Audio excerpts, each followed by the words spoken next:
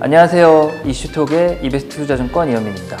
시간이 참 빨리 지나갑니다. 올해 절반도 지났다고 얘기한 게 며칠 안 됐는데 이제 또 벌써 추석 앞두고 있는 상태고, 시장도 지난달 저희가 뭐 여러 가지 그 나스닥 얘기도 하고 그다음 뭐 원자재 얘기도 하고 했었는데, 또 이번 달은 좀 새로운 모습을 보이고 있는 것 같고, 좀 뭐랄까 좀 이렇게 생동감이 떨어진다는 느낌도 좀 들었는데요. 더 큰 변화 앞두고 좀 느린 시장 모습 아닌가 이렇게 한번 생각을 해보고요. 오늘 또 새로운 주제, 오늘 되게 재밌는 주제예요. 그래서 첫 번째로 이제 넷제로와 원자재에 미치는 영향, 요 한번 좀 내용을 살펴볼 건데, 점진적으로 이제 탄소 중립 세상에 대한 이제 내용들이 뭐 국내에도 많이 알려지고, 유럽은 많이 진행했는데 이제 뭐 다른 한국을 포함한 다른 나라들이 이제 본격적으로 할 것 같고요.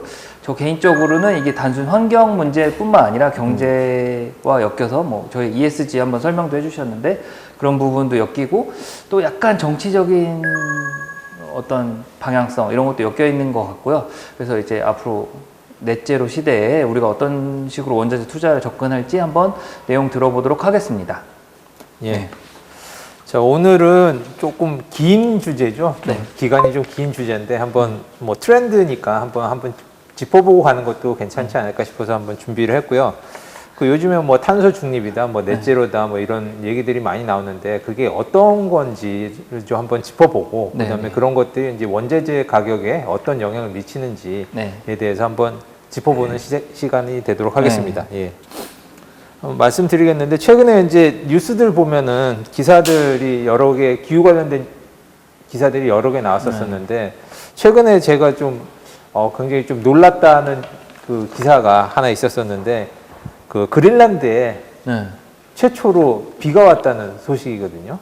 예, 그러니까 이때까지 역사상 보면, 기록이 남아있는 역사상 그린란드에 비가 온 적이 한 번도 없었답니다. 눈만 왔었었지 비가 온 적이 한 번도 없었었는데, 그 기록이 생긴 이후로 그린란드에 최초로 비가 왔다는, 그 그린란드가 북극에 있는 데이기 때문에 사실 눈이 오면 눈이 왔지 비가 오지는 않거든요. 예, 그런데 이제 비가 왔다는 소식이 있어서 가지고 이게 뭔가 좀 큰일이 좀 생기는 건가, 뭐 이런 느낌도 좀 들고, 그다음에 최근 들어서도 기후 관련된 뉴스들이 많이 나왔었죠. 보면 이제 또 옆에 보시면 이제 1000년 만에 이제 폭우가 내려가지고 뭐 160명이 뭐 독일에서 비 많이 죽었다는 뉴스도 있었었고, 또 뭐 캘리포니아 산불 뭐 난 거 뭐 이런 것도 굉장히 많고, 중국에 홍수 났다는 거 뭐 거의 매년 있는 일이고, 이런 것들이 대부분 다 그 지구 온난화 때문에 발생하는 일들이거든요. 그래서 그럼 지구 온난화라고 그러는데, 그러면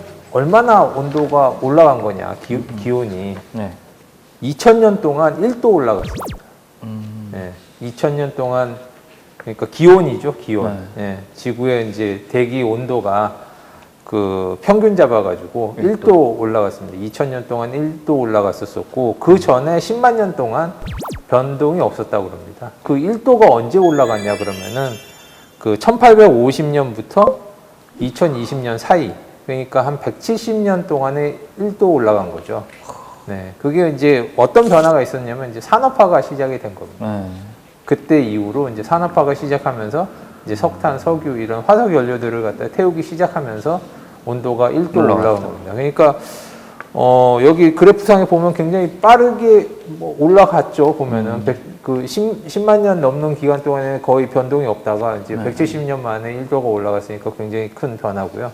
어떤 요인에 의해서 이제 올라가느냐 그러면은 그 결국 이제 사람 때문에 올라간 거다. 이게 IPCC라고 이제 그 정부 간 기후 협의체라고 있거든요. 그래서 국가들끼리 이제 저걸 하는데 리포트를 냅니다. 이게 올해 8월 달에 나온 리포트인데 거기에 나왔었던 내용인데, 그 전에는 이제 그 사람이라는 부분에 대해서 완전히 저걸 결정 짓진 않은데, 올해 이제 8월 달에 나온 이유는 그게 사람 때문이다라고 결론을 낸 거죠.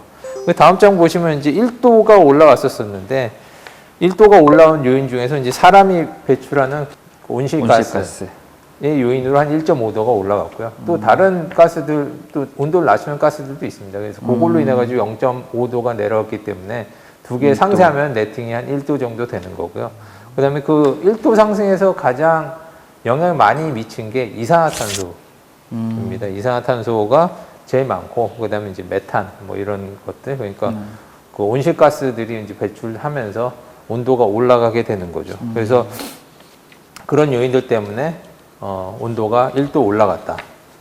자, 그럼 1도면 사실 뭐 크게 체감하기 좀 어렵지 않습니까? 어렵죠. 예, 네. 왜 그러냐면 뭐 사실 어떤 해는 좀 더 덥기도 하고 어떤 해는 더 좀 춥기도 하고 뭐 매년 뭐 항상 온도가 일정했었던 것도 아닌데 뭐 1도 정도 차이가 뭐 그리 대수냐, 예, 이렇게 생각을 할 수 있는데 그게 또 보면 또 그렇지는 않은 것 같더라고요. 보면은 그래서 온난화가 더 진행되면은 이제 어떤 일이 생길지를 보면은 그 점점 기후 변화가 이제 심해지는 거죠. 그러니까 옛날에 1850년부터 1900년도에는 이제 예를 들면은 뭐 50년에 한 번 정도 일어날 수 있는 아주 극단적인 그런 기후 변화가 보면은 지금 한 1도 정도 올라갔을 때는 한 4.8배 정도 증가를 하게 되는 거고요.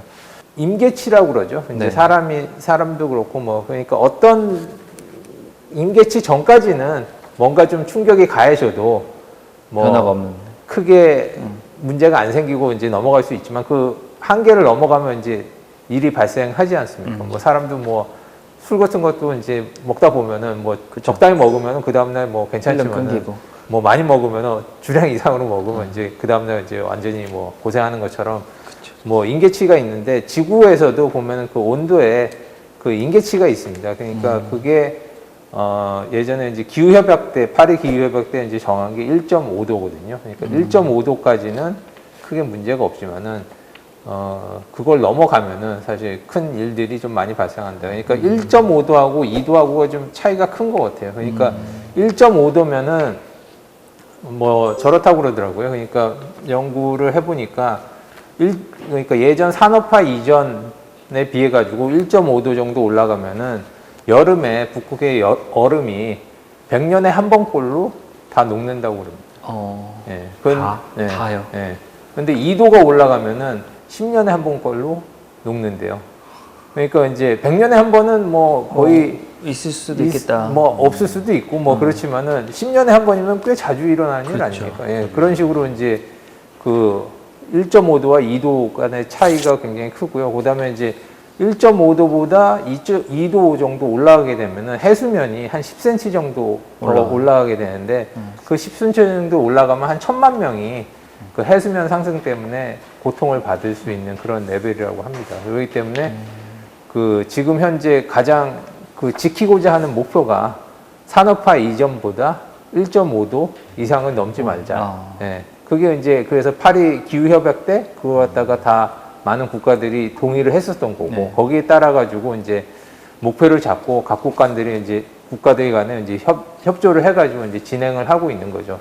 그렇게 따지면 이제 지금 1도 올라갔으니까 이제 남은 게 0.5도. 0.5도밖에 네. 안 나온 거죠. 그렇게 되면 좀 이제 심각해질 수 있지 않나. 그러면 이제 과연 그러면 막을 수 있겠느냐 그러면은 그 정도 안으로 막을 수가 있겠는지. 그 다음 페이지에 보시면은 제일 위에 이렇게 쭉 올라간 그래프는 저겁니다. 그러니까 그 시나리오 상으로 아무 노력을 안 했을 때, 그러니까 예, 아무 노력을 안 했으면 안 한다고 가정을 하면은 이번 세기 안에 4.5도 정도 올라간다는 얘기거든요. 예, 그럼 뭐 굉장히 이제 난리가 나겠네요. 네, 크리티컬한 일들이 많이 발생을 하겠죠. 하지만은 제일 밑에 있는 걸 보면은 1.5도 안쪽으로 유지를 할 수 있는 시나리오도 있습니다. 네. 있네요. 네. 1.19, 10가? 예, 예. 그러니까 약간 올라갔다 이제 밑으로 내려가는 그런 저것도 있는데 그게 어떤 거냐면 2050년 탄소 중립하면은 그다음부터 줄어든다. 예. 예. 그 시나리오 그걸 갖다 목표 달성할 수 있도록 하면은 그 다음에는 1.5도 안쪽으로 유지시킬 수 있다. 그러니까 임계치를 갖다가 넘지 않으면서 우리가 인류가 살 수 있는 그런 시나리오는 2050년 탄소 중립을 하면은 이제 우리가 1.5도 이내로 이제 유지를 할 수 있다. 그래서 이제 다들 각국들이 그 요즘에 노력을 하고 있는 거죠. 뭐 탄소 중립이다, 뭐 넷제로다, 뭐 이런 얘기들을 많이 하는데 이런 스토리가 있는지 몰랐네요. 네, 그런 스토리가 있습니다. 그래서 보면 이제 넷제로가 뭐냐면은 그게 이제 배출량에서 이제 흡수량을 뺀 순 배출량이 이제 제로가 되는 게 이제 넷제로거든요. 플러스도 있고 마이너스도 있는데 이제 그걸 갖다 합쳐가지고 순 배출이 이제 제로로 만드는 상태. 그래서 이제 범위에 따라 가지고 이제 이산화탄소 배출량을 갖다가 제로로 만들면은 이제 탄소 중립. 탄소 중립. 예, 그다음에 이제 이산화탄소 말고도 이제 다른 온실가스들이 있거든요. 뭐 메탄이라든지 이런 거 있는데 그걸 다 합쳐가지고 제로로 만드는 상태를 이제 기후 중립 이렇게 얘기를 예, 합니다. 그래서 보통 이제 요즘에 나오는 것들은 2050년에 탄소 중립. 그러니까 이산화탄소 배출량을 갖다 넷제로로 만드는 예, 그걸 갖다 2050년에 보통 목표를 많이 잡고 있고요.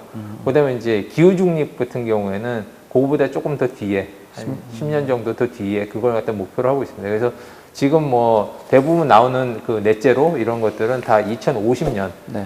그 이산화탄소를 중립으로 만드는 거를 갖다 목표로 잡고 있습니다. 우리나라도 이제 거기에 그 동참을 했죠. 그래서 네. 2050년 이제 탄소 중립을 선언을 했고요. 작년 10월 달에 이제 우리도 거기에 동참하겠다라고 하고 이제 법제화도 이제 하겠다. 그리고 이번에 뭐 얘기되는 거 이번에 이제 계속 얘기가 나오고 있죠. 그래서 우리나라가 굉장히 많이 배출하는 나라입니다. 네. 예. 그러니까 기후 악당국으로 이제 돼 있고 왜냐하면 이제 제조업 기반이 많기 많아서, 때문에 네.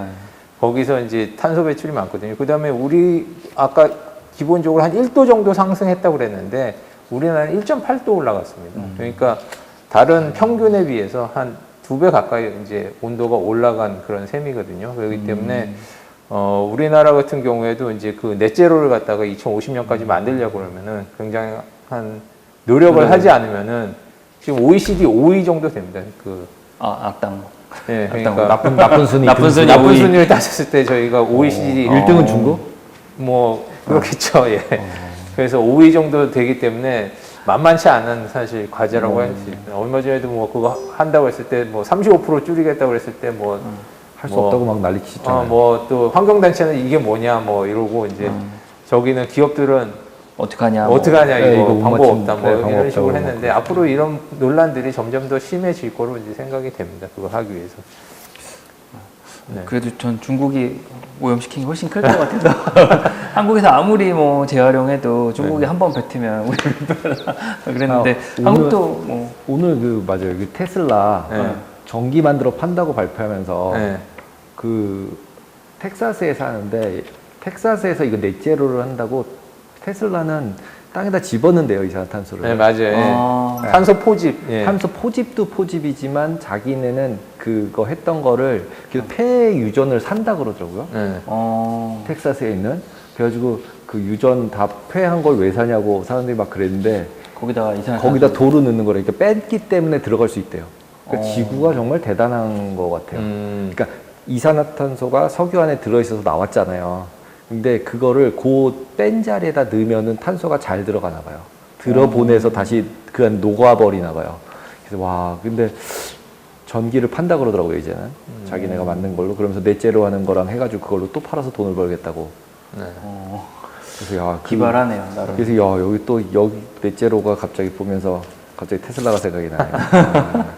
예. 네. 뭐 줄이려고 그러면은 뭐가 어디서 얼만큼 나오는지 알아야지 네. 뭐 줄이지 않겠습니까? 그래서 이제 그 요 다음 그면은 이제 어디서 얼만큼 온실가스가 이제 배출되는지를 나타낸 표인데요. 1년에 이제 그 온실가스 뭐 탄소 포함해 가지고 온실가스가 배출량이 510억 톤 네, 정도 된다고 합니다. 그 중에서 이제 가장 많은 게 제조 분야가 31%고요.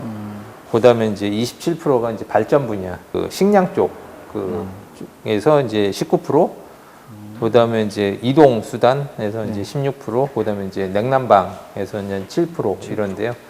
뭐 제조 같은 경우에는 이제 주로 발생하는 게 뭐 철강, 뭐 시멘트, 뭐 이런 쪽이 많습니다. 우리나라에서 제일 많이 탄소 배출한 데가 포스코거든요. 고로에서 녹여가지고 이제 그 철을 만드는데 그 고로 같은 경우에 이제 코크스를 사용해 가지고 이제 데피는데 그 과정에서 굉장히 탄소 배출이 많거든요. 그래서 그런 부분에 있어가지고 포스코 같은 경우에도 이제 그걸 줄이기 위해 가지고 이제 고로를 안 쓰고 이제 전기로 쪽을 갖다 좀 늘려서 이제 그러면 이제 탄소 배출량이 확 줄어들 수 있기 때문에 물론 이제 다른 이슈들도 많지만 이제 뭐 그런 식으로 이제 노력들을 하고 있고 그 식량 같은 경우에는 요즘에 보면 대체 육이라든지 뭐 이런 것들도 이제 많이 개발이 되고 있어서 그런 노력들을 하고 있고 나머지 이제 발전이나 아니면은 이동수단, 냉난방 같은 경우에는 사실 그 친환경 에너지로 그 지금 현재 화석 연료에서 이제 친환경 연료로 이제 전환을 하게 되면은 그렇죠. 사실 확 낮출 수 있는 분야들이거든요. 친환경 에너지 쪽으로 전환이 굉장히 필요로 하다고 볼 수 있습니다. 그러니까 뭐 생산이나 뭐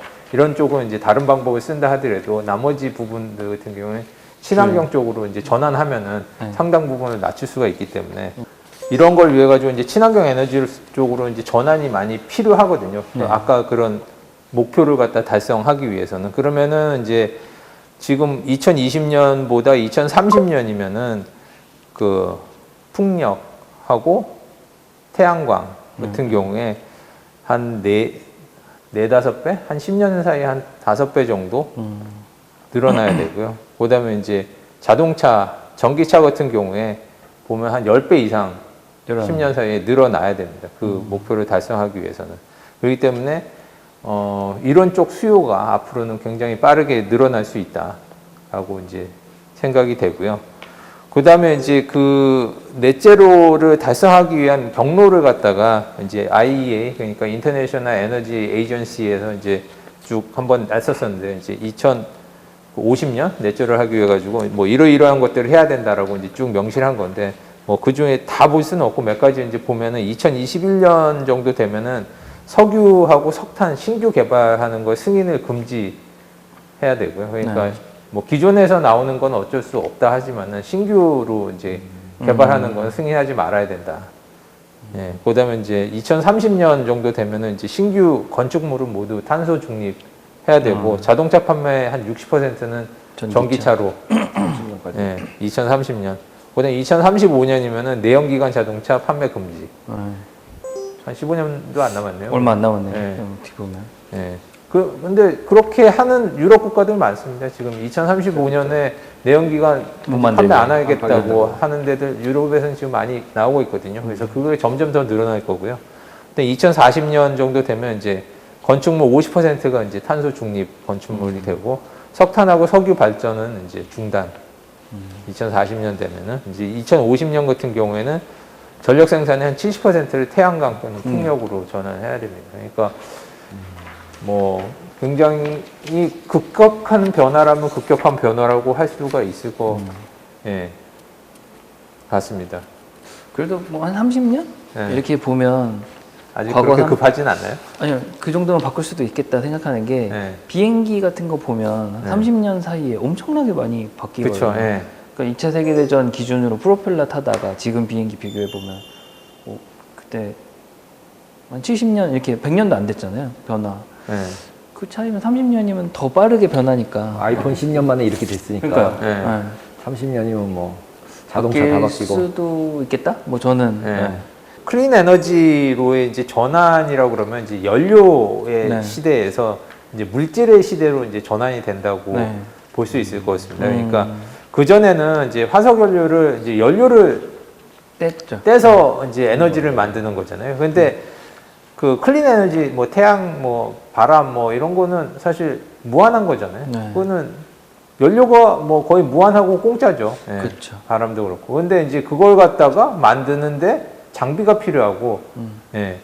그 연료를 쓰는 이제 태양이나 이제 풍력 같은 경우는 사실 거의 공짜고 무한한 반면, 이제 그걸 갖다 에너지로 전환하는 장비가 사실 필요한 거거든요. 근데 그 장비에는 이제 사실 보면 그 광물 자원들이 굉장히 많이 소요가 되는 거죠. 그래서 지금 뭐 만약에 넷제로 간다 그러면은 이제 석탄 수요는 지금보다 한 98% 정도가 줄 거고요. 그다음에 가스도 한 절반 정도로 줄고, 그다음에 석유 같은 경우에 한 75% 정도가 이제 감소가 될 거로 예상들을 하고 있고요. 하지만 이제 광물 자원 같은 경우에는 지금보다 한 7배 정도 더 많이 필요로 하게 됩니다. 예.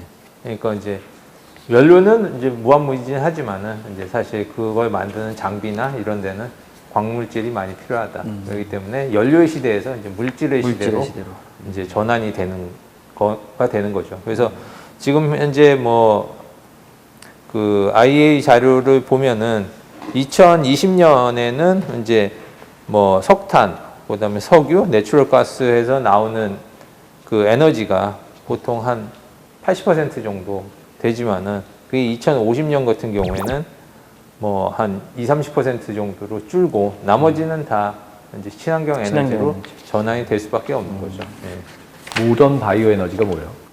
콩기름 아닐까요? 콩기름? 네.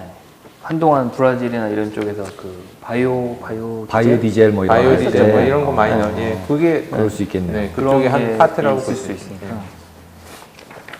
그래서 이제 보면은 이게 누군가는 노력을 해야지 되지 않습니까? 그런데 이제 그런 걸 갖다가 이제 탄소를 많이 배출하는 주체가 사실 기업이 많습니다. 그러니까 아까 한국도 포스코 뭐 얘기 말씀드렸다시피 이제 뭔가를 만들고 서비스를 하려고 그러면은 그 탄소 배출을 많이 하기 때문에 사실 기업들의 노력이 굉장히 중요하거든요. 그런데 기업들이 이제 서로 최근 들어서 이제 탄소 중립하겠다고 많이 선언을 하고 노력을 하고 있습니다. 그러니까 애플 같은 경우에도 이제 2030년까지 공급망 및 제품의 100% 탄소 중립화 달성하겠다고 이제 약속을 했는데 사실 애플 같은 경우에는 쉽지 않아요? 본사 같은 경우는 지금도 100% 달성하죠. 달성하고 있을 것 왜냐면 같은데. 뭐 자기가 만드는 게 없잖아요. 그러면 애플 사면은 메이드 인 USA가 아니고 디자인 바이 캘리포니아 뭐 이렇게 돼 있고 사실 제조는 다 중국에서 이루어지기 때문에 그쵸. 사실 뭐 애플 본사야 뭐 그 탄소 중립 굉장히 쉬운 거 아니야. 그런데 보시면은 이제 그 탄소 그 관련해 가지고 스코프 1, 2, 3가 있거든요. 그러니까 스코프 1 같은 경우에는 그 회사가 배출하는 그 탄소를 얘기를 하는 거고요. 그다음에 스코프 2 같은 경우에는 쓰는 전기 만들어지는 과정에서 이제 석탄으로 만들어진 저거냐, 이제 뭐 친환경으로 만들어진 에너지 이런 이 에너지 원에 대한 그런 거 갖다 스코프 2로 하고요.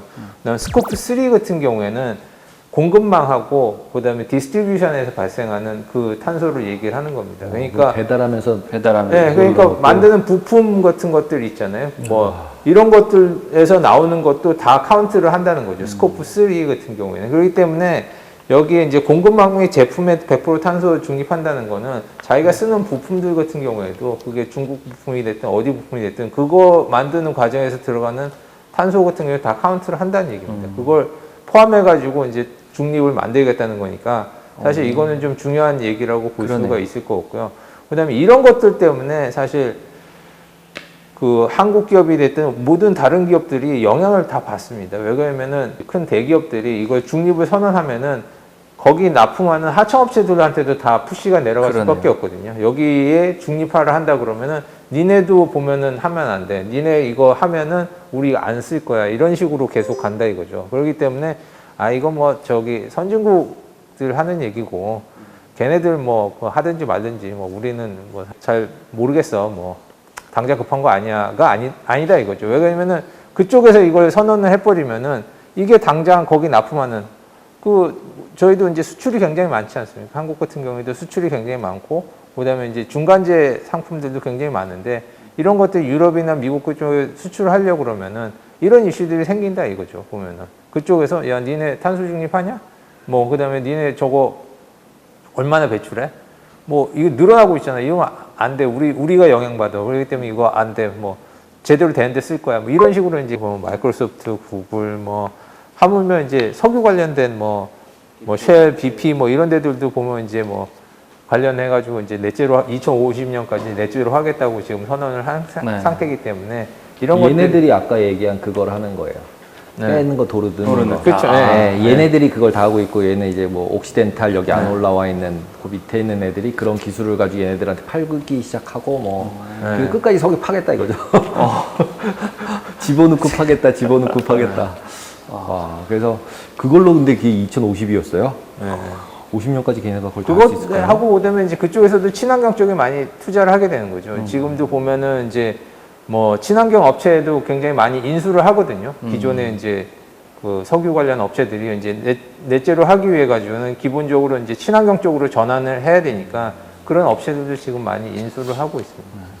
돈이 그러니까 뭐 있으니까. 탄소세 이런 것도 부과한다고 하니까 네. 결국은 다 영향이 있는 건 맞는 네, 것 같아요. 다 영향이 있고 그게 이제 강 건너 뭐 불구경이 아니고 이제 점점 이제 저희한테도 영향을 미칠 그럴 가능성이 큽니다. 또 여기에는 이제 그 연기금 같은 이제 기관 투자자들도 굉장히 많이 영향을 미치고 있는데요. 그러니까 여기 뭐 기사들 같은 경우 뭐 뉴욕 연기금 같은 경우에도 뭐 2040년까지 모든 투자 포트폴리오 탄소 제로 하겠다고 했었었고, 그다음에 뭐 또 뭐 다른 뉴스들도 많고, 뭐 블랙락 같은 경우에도 뭐 ESG를 갖다가 계속 강화를 한다, 뭐 이런 얘기들이 있는데, 사실 보면은 뭐 생각해 보면 왜 연기금이 이렇게 나서서 이런 걸 하지? 어차피 연금 주려고 하면 수익률만 맞추면 되는 거지. 괜히 뭐 엄한 짓 해가지고 수익률 떨어뜨리면은 뭐 그게 아무 의미가 있냐. 뭐 사실 생각이 될 수도 있는데, 이렇게 하는 데는 또 이유가 있습니다. 연기금 같은 데서 이렇게 나서가지고 한다는 거는 사실 리스크 관리 차원에서도 하는 거거든요. 그러니까 기본적으로 정책 방향이 이렇게 가고 있는데, 보면 여기에 그 수능을 안 하고 만약에 반대로 가면은 사실 지금 당장은 수익이 날 수는 있을지 모르겠지만은 장기적으로 봤었을 때는 수익률을 악화시킬 수 있는 그런 행동들이거든요. 자기네들이 투자한 회사들에서 만약에 그런 걸로 인해 가지고 뭐 페널티를 받는다든지 뭐 중단하게 된다 그러면은 사실 연기금 같은 경우에는 이제 단타로 들어갔다 빠졌다 하는 게 아니지 않습니까? 그렇죠. 오래. 포트폴리오를 갖다 구성을 하고 그다음에 그거 갖다 관리를 하는 건데, 그게 이제 리스크가 이제 축적이 되면은 그거를 제거를 해야 되는 거죠. 야, 이 방향으로 가면 안 돼. 이쪽 방향으로 가야 돼. 그러니까 이쪽 방향을 강화를 할 거니까 그거 안 할 거면은 우리 돈 뺄 거야. 뭐 이런 식으로 이제 계속 푸시가 들어가는 거죠. 예. 그렇기 때문에 이제 연기금에서도 그런 식으로 움직이고 그다음에 기업들도 그런 식으로 움직이고 있기 때문에 결국은 이제 방향은 그쪽으로 이제 계속 가지 않을까. 얘네는 그렇게 생각할 것 같아요. 이제 연기금이나 이런 데는 이제 크잖아요. 그리고 포트폴리오 전체가 경기 전체가 성장을 해야 내 포트폴리오도 성장을 그쵸, 하잖아요. 네. 근데 이제 아까 말씀하신 것처럼 기후가 나빠져서 재난이 많아지면 전체적으로 그로스를 맞출 방법이 없잖아요. 네. 한 번만 사고가 나버리면 그거를 뭐 회복시킬 깨지니까. 방법이 없잖아요. 그러니까 얘네 입장에서는 전체적인 성장을 유지시키기 위해서는 이렇게 환경이나 이걸 넷제로를 맞춰서 재난이 없어야 뭐 보험회사가 됐든 공장이 됐든 전체로 보면 포트폴리오가 좋은 거잖아요. 네. 누군가가 하나 망가지면은 그렇죠. 포트폴리오가 망가지니까. 그러니까 지금 말씀하신 것처럼 충분히 의미 있는 일인 것 같아요. 연기금의 입장에서는. 예. 그래서 이제 전체적으로 기업도 그렇고 연기금도 그렇고 이제 그런 쪽으로 계속 드라이브를 걸고 있기 때문에 사실 보면은 그쪽으로 뭐 얼마나 빠르게 이제 가는지는 이제 좀 더 이슈가 있겠지만은 사실 그쪽으로 가는 거는 확실해 보이고요. 그런 목표 달성을 위해서 이제 에너지 전환이 굉장히 빨리 필요로 하고요. 클린 에너지로 인해 가지고. 그래서 지금보다 이제 2040년까지 이제 그 2050년 가는 그 목표 중에서 2040년에 그 목표치를 맞추려고 그러면은 지금보다 이제 태양광 같은 경우는 3배, 뭐 풍력도 한 3배, 그 다음에 이제 전력망 같은 경우도 한 3배 정도 증가해야 되고, 차량 같은 경우에는 뭐 한 2040년까지는 전기차가 한 25배 정도. 역시 만만한 건 만- 개인이네요. 역시 만만한 건 개인이네요. 자, 그러면 이제 클린 에너지로 간다 그러면은 이게 광물 자원이 엄청나게 많이 필요로 합니다. 예, 아까도 잠깐 설명드렸었던 것처럼 뭐 수송망 같은 경우에 이제 기존의 이제 내연기관차에 비해서 이제 일렉트릭카 같은 경우에는 뭐한 5배 정도 광물이 더 많이 들어가고요. 이제 구리만 하더라도 한 2배 반 정도 더 많이 들어갑니다. 다른 것들 이제 뭐 리튬, 뭐 니켈, 뭐 이런 것도 이제 많이 들어가 있기 때문에 전반적으로 이제 광물이 많이 들어가게 되고요. 그다음에 이제 파워 제너레이션, 이제 전력 생산 같은 경우에도 그 제일 밑에 보시면 석탄이나 이제 내추럴 가스에 비해 가지고 그 위에 있는 뭐 윈드, 솔라, 뉴클레어 뭐 이런 쪽 같은 경우에 엄청나게 많은 광물 자원들이 필요를 합니다. 예. 구리도 많이 들어가고 네. 아연도 많이 들어가고. 네. 옵쇼 윈드 쪽에 보면 아연도 되게 많이 들어가더라고요. 그러니까 예, 구리도 엄청나게 들어가는데 도금 이런 걸 해서 그럴까요? 뭐 차에도 뭐 그래파이트, 그래파이트 흑연, 음극재로 쓰이죠. 이제 예. 리튬 같은 건 양극재로 쓰이고 배터리 만들 때 이제 저기 그래파이트 흑연 같은 건 이제 음극재로 쓰이니까 그것도 이제 굉장히 많이 그러네요. 늘어나는 품목 중에 하나죠. 이게 어느 나라에 제일 많은지 찾아봐야 되겠다. 흑연, 그래파이트요? 중국이 제일 많죠. 중국? 네, 중국이 제일 많죠. 중국은 나름 뭐 땅 파면 나오니까. 네. 그렇기 때문에 이제 앞으로 보면은 이제 이쪽으로 전환이 되면서 이제 광물 쪽, 그러니까 금속 관련된 수요들이 앞으로 폭증할 수 있는 그런 가능성이 있다. 물론 이제 속도에 따라 가지고 저거겠지만 얼마나 빨리 가느냐에 따라서 이제 그럴 수 있고요. 섹터별로 보면은 이제 뭐 그 2020년에 비해서 2050년까지는 한 6배 정도 늘어날 수 있고, 그 중에서 이제 제일 많이 늘어나는 것들이 이제 뭐 리튬, 그래파이트, 코발트, 니켈 뭐 이런 순으로 예, 지금 2020년에 갈 때 1로 따졌을 때 리튬 같은 경우는 40이니까 42배 정도 늘어나는 거고, 그래파이트 같은 경우도 25니까 지금보다 한 25배 정도 늘어나는 거죠. 예. 이제 리튬을 사야 하나요?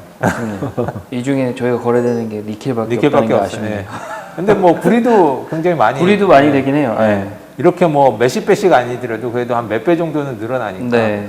구리 같은 것도 뭐 구리, 니켈. 구리도 그렇죠. 예, 구리 같은 거, 구리 여기 있는 것 중에서 구리, 니켈, 뭐 아연, 뭐 이런 것들은 이제 거래되는 뭐 LME로 거래되죠. 될 수 있는 품목들이니까. 그리고 리튬 전반 같은 건 너무 조금이어서 거래가 안 되는 거죠. 이게 매니플레이션 될 수 있어서 선물도 못 나오는 게 수급이나 이런 게 조작될 수 있고 이러면 상장이 안 되잖아요.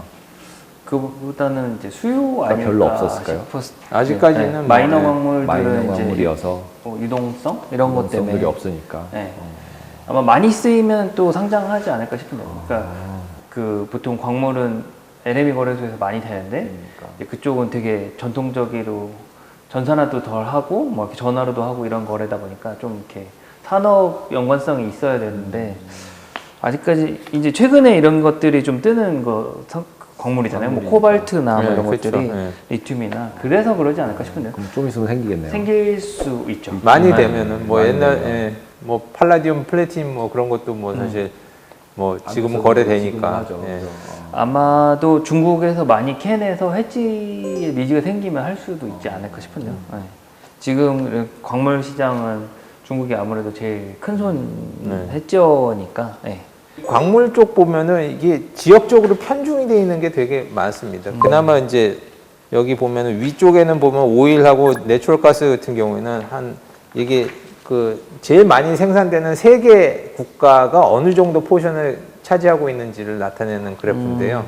보면은 이제 탑3 생산국들 같은 경우는 이제 오일하고 내추럴 가스 같은 경우는 한 50% 언더거든요. 세계국 제일 많이 생산되는 세계국이. 근데 이제 구리 같은 경우에는 이제 50%가 넘고 뭐 리튬 같은 경우에는 거의 뭐 한 90% 정도 되죠. 뭐 호주가 제일 많이 생산되고, 아, 그러네요. 예, 그다음에 이제 세 개 국가 합치면 한 90% 정도 되는 거고, 코발트 같은 경우에도 이제 콩고가 뭐 어마어마하게 이제 생산이 되는데,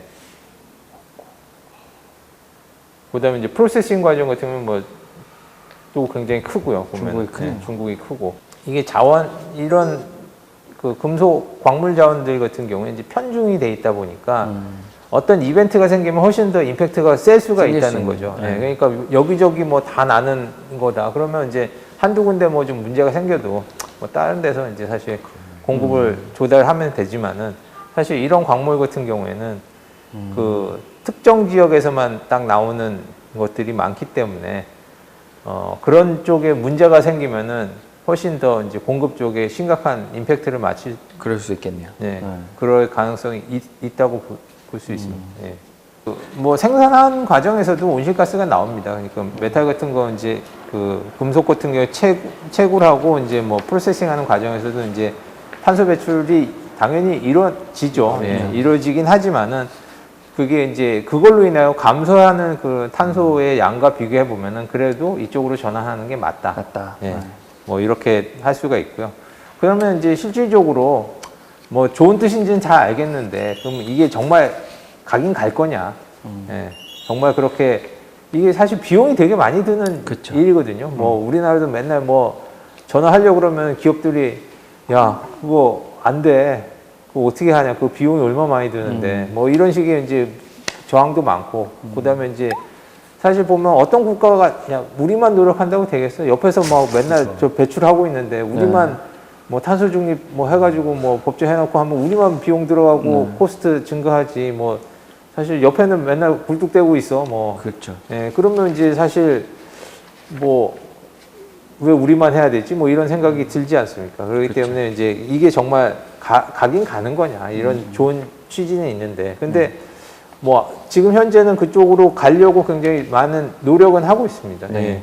그래서 지금 현재 법제화해 놓은 나라가 한 13군데 정도 되고요. 그러니까 탄소 중립하고 이제 중장기 온실가스 두 개 다 모두 다 이제 법제한 국가가 이제 지금 13개 국가고, 나라고, 예. 예. 그다음에 우리나라가 이제 14번째 국가가 되기 위해서 지금 추진 하고 중이죠. 있죠. 예. 그래서 지금 뭐 유럽 연합 같은 경우에는 2030년까지 이제 한 정점 대비 한 50%, 55% 정도 감축하고 미국 같은 경우에도 한 정점 대비 50% 감축하고 그다음에 한국은 이제 2018년이 정점이었는데 그 2030년까지 이제 35% 정도 감축하겠다 이렇게 얘기를 하고 그다음에 최근에 이제 막 굉장히 논란이 되고 있죠. 이제 환경단체에서는 딴 데 다 50%씩 하는데 왜 우리는 35%냐 이거 이래갖고 이게 넷째로 갈 수 있냐 뭐 이런 거 갖고 하는 거고 기업들은 이제 야 이것만 해도 죽을 것 같아. 뭐 그렇게 얘기하는 거고. 예. 그래서 여기 옆에도 보면 이제 한국이 이제 넷째로 가는 거 했는데 지금 현재 석탄 뭐 LNG 쪽에 이제 있던 거 갖다가 그게 이제 41%, 26% 그런데 이제 재생에너지 쪽으로 한 62% 정도로 늘리고 원자력도 이제 23%에서 이제 7%로 줄이고 뭐 이렇게 하겠다는 그런 계획이 있죠. 예. 자, 미국 같은 경우 이제 굉장히 그 전보다는 굉장히 빠르게 움직이고 있는데요. 최근에 이제 상원에 법안이 하나 올라왔습니다. 그래서 그게 이제 클린 일렉트리시티 페이먼트 프로그램인데 지금 상원의 의결을 기다리고 있거든요. 그래서 그게 의결이 되면은 그 과반수만 통과하면 이제 시행이 될 수 있는데 2030년까지 전력 생산의 80%를 갖다 클린 에너지로 전환하겠다는 겁니다. 그러면은 그 2005년 대비 그러니까 정점 대비 86%를 감축시킬 수 있는 거거든요. 그러니까 그 전에는 이제 그 전에 의결했었던 건 한 절반 정도 했었는데 이게 통과가 되면은 이제 전체의 86%를 갖다가 줄일 수 있는 거니까 굉장히 강력한 법안이라고 볼 수가 있는 거죠. 통과가 될지는 이제 좀 더 지켜봐야 되긴 하겠지만 일단 올라왔다는 것만으로 봤었을 때 좀 의미가 있다. 그렇죠. 예. 그래서 이제 미국 같은 경우에는 이제 지금 현재 무탄소 비중이 한 38% 정도 됐는데 이게 86% 그러니까 2배 이상 이제 올리는 거고요. 예. 그래서 그쪽으로 미국이 이렇게 가면은 이제 굉장히 빨리 진행이 될 수 있을 것 같고 참고로 이제 한국 같은 경우에는 한 35% 정도 됩니다. 그러니까 무탄소 비중이 그러니까 뭐 지금 현재 미국과 비슷하죠. 38%하고 35%인데 근데 좀 차이가 나는 거는 우리는 재생에너지가 한 5, 6% 정도밖에 안 되고 원자력이 한 30% 정도 됩니다. 예. 그런데 미국은 이제 재생에너지가 좀 더 많죠. 그러면 이제 재생에너지를 확 늘린다는 거고 우리나라는 이제 원자력을 줄이면서 이제 재생에너지를 늘려야 되니까 두 배로 될 수도 있네요. 엄청 힘든 길을 가야 되는 그런 예, 상황인 거죠. 여러 가지 백그라운드에 대해서 설명을 드렸었는데 왜 이걸 하게 됐는지, 그다음에 어떤 노력을 하고 있는지, 어떤 주체들이 어떤 노력을 하고 얼마만큼 이제 줄이려고 노력하는지를 갖다가 말씀드렸었는데 결국은 이제 방향은 결정이 된 것 같습니다. 그쪽으로 가는. 예. 근데 속도의 문제지 방향은 결정된 거고요. 이제 속도는 이제 뭐 어느 정도 빨리 갈지는 이제 좀 더 보긴 봐야 됩니다. 왜냐면 그게 비용도 많이 들고 그다음에 이제 사실 진행하는데 뭐 꽃길만 있지는 않을 거거든요. 네. 굉장히 뭐 반발도 많을 거고 우리나라도 보면은 인허가 안 해주지 않습니까? 보면 뭐 태양광 뭐 이런 것도 그렇고 뭐 풍력도 그렇고 뭐 인허가 관련된 이슈들도 굉장히 많고 하기 때문에 사실 어느 정도 빠르게 진행될지는 이제 좀 더 지켜봐야 되겠지만은 사실 방향은 이쪽이기 때문에 방향은 이쪽으로 가고 앞으로 어떤 기회가 좀 있겠는지 뭐 금속 뭐 이런 것들도 그렇고 이런 환경 관련해서도 보면 이제 뭐 투자라든지 이런 쪽도 기회들도 네. 또 새로운 기회들이 많이 생길 수 있고 하니까 이런 쪽을 좀 관심을 좀 기울여 보신다면은 좀 새로운 쪽에서 기회를 또 발견하실 수도 있지 않을까 그렇게 생각이 됩니다.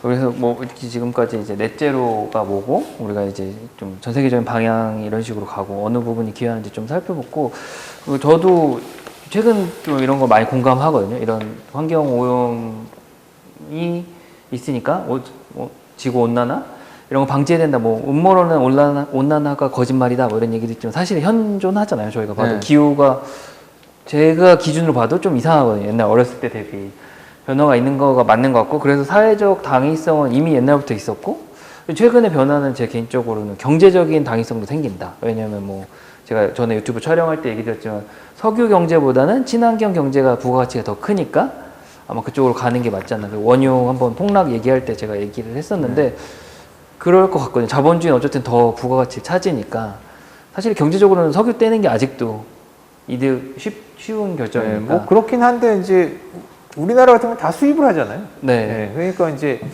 뭐 그게 그냥 우리나라에서 나는 것 같으면 그거 떼는 게 맞는데 우리나라 그쵸. 같은 경우는 이제 그걸 다 수입을 해야 되는 상황이기 때문에 그런 수입하는 부분의 일정 부분을 그런 쪽으로 좀 전환한다 그러면 다 한국에 또 다 남는 거 아니겠어요? 그렇죠. 한국은 그런데 이제 글로벌리 봤을 글로벌리는 때는 이제 이제 미국 같은 데나 비용 뭐 면에서는 아랍은 되게 싸죠. 그래서 저는 경제적으로도 의미가 있다. 그래서 탄소세 매기는 것도 그런 이유가 아닐까. 경제. 그리고 마지막 정치적으로는 에너지잖아요. 이게 저희가 본 내용 핵심은 에너지인데 에너지죠, 예. 에너지 헤게모니가 이제 석유 화석 연료에 있었다면 지금까지 뭐 미국이 걸프전도 하고 최근에 아프간 며칠 빠져나온 거 난리 난 것도 결국 석유 경제에 왠지 필요 아프간이 없으니까. 필요한데 필요 없어진 거잖아요. 그렇죠. 여기 그러면은 80% 네. 그건데 뭐 기름 나는 걸로 충분하고 뭐. 네. 뭐 그 지금 이유가 뭐- 미국 내 기름으로도 맞아요. 충분하지만 저는 개인적으로 그것도 있다고 생각하는 게 미국은 기름도 되고 그다음 또 서구화된 유럽은 기름은 안 되지만 이런 새로운 에너지원으로 방향을 잡으면 이제 기름이 필요한 나라 강대국은 딱 하나 남거든요. 중국. 그러니까 중국 길들이기 위해서도 이제 약간 에너지의 변화가 중국만 이제 어떻게 보면 중국, 일본, 한국만 다급한 거잖아요. 석유를 안 쓰면 유럽은 많이 진행하고 있었고 미국은 많이 갔죠. 예. 뭐 아까 말씀하신 것처럼 다시 집어넣으면 되잖아요. 집어넣으면 자기들끼리 제로를 네. 할 수 있으니까. 그러니까요. 그렇게 그렇네요. 지금 말씀하신 거 네. 진짜 중국이랑 한국이랑 일본이랑 문제네요. 그러니까 세 나라만 곤란하지 석유를 안 쓰는 세상이 와도 유럽이랑 미국은 이제 가고 있잖아요. 이미. 선진국은. 네, 그렇다고 일본이 원자력 발전소 폭파도 있고 하니까 원자력이 답이 아니다라는 환경적인 뭐 이 비유도 있다 보면 그래서 얘기가 제가 길었는데 확실히 방향은 정해졌고 여기서 이제 아까 말씀하신 것처럼 원자재 쪽에 이제 새로운 투자 가치가 생긴다. 저도 그 부분 많이 공감하고 근데 특히 구리 같은 경우도 저희 전에 한번 진단했었잖아요. 네. 그래서 좀 하반기에 그런 부분 다시 한번 짚어보는 게 좋을 것 같다 이런 생각이 드네요. 히토리를 사라 이건가요? 이거? 핵심은?